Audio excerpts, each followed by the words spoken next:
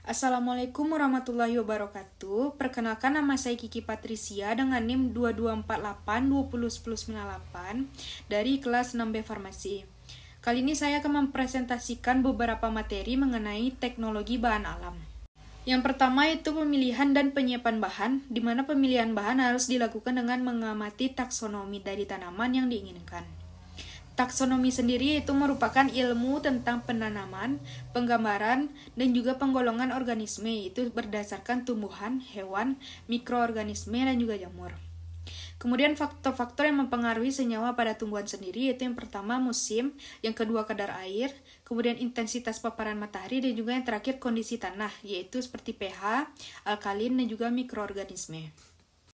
Kemudian pada bagian penyiapan bahan, pada saat pemanenan, bahan baku juga dapat berupa bahan herba atau secara keseluruhan, ataupun hanya bagian-bagian tertentu tanaman seperti daun, batang, akar, bunga, dan juga bagian-bagian lainnya.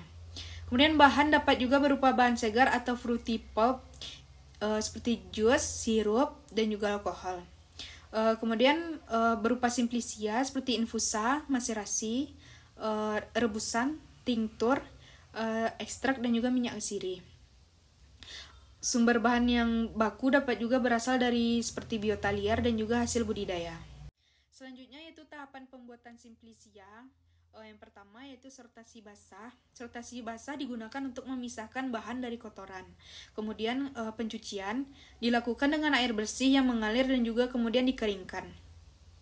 Yang ketiga yaitu perajangan, yaitu memotong atau memperkecil ukuran bahan simplicia agar memudahkan dalam pengeringan dan juga pengemasan. Yang keempat itu pengeringan.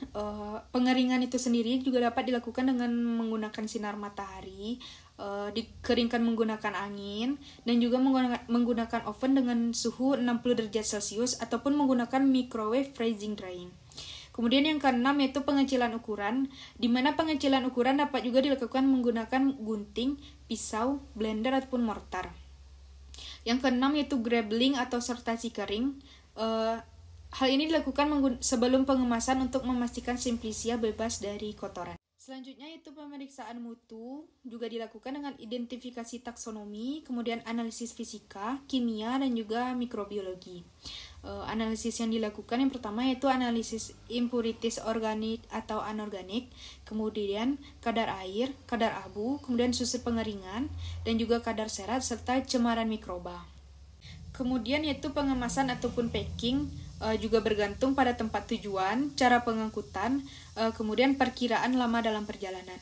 Kemudian yang terakhir penyimpanan, yaitu guna penyimpanan simplicia harus tahan dari api, konstruksi baja, tahan panas, dan juga anti rayap agar mencegah kerusakan akibat cahaya, oksigen udara, dan juga reaksi kimia internal serta pengotoran lainnya.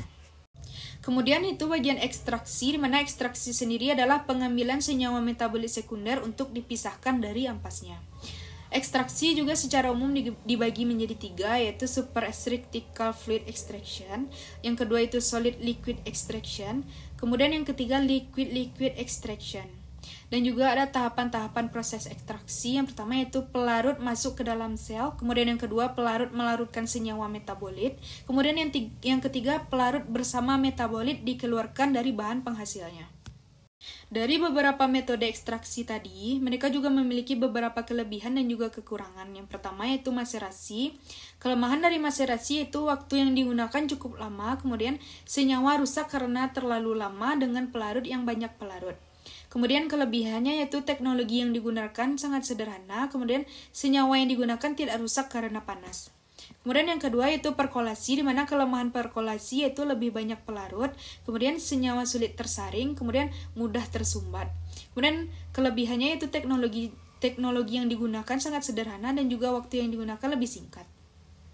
Yang ketiga yaitu ekstraksi dengan reflux, di mana tahapan-tahapannya yaitu peredaman, pemanasan, dan juga penyaringan. Selanjutnya itu metode sokletasi, di mana kelemahannya yaitu senyawa bisa rusak karena panas dan juga biaya yang digunakan lebih mahal. Kemudian kelebihannya itu sedikit pelarut, waktu yang digunakan lebih singkat, kemudian rendemen lebih tinggi. Yang kelima yaitu ekstraksi dengan ultrasonik, di mana tahapan yang digunakan itu peredaman, ultrasonifikasi, penyaringan, dan juga pengulangan. Kelemahan dari ekstrak dengan ultrasonik yaitu biaya yang digunakan lebih mahal. Yang keenam yaitu ekstraksi dengan microwave.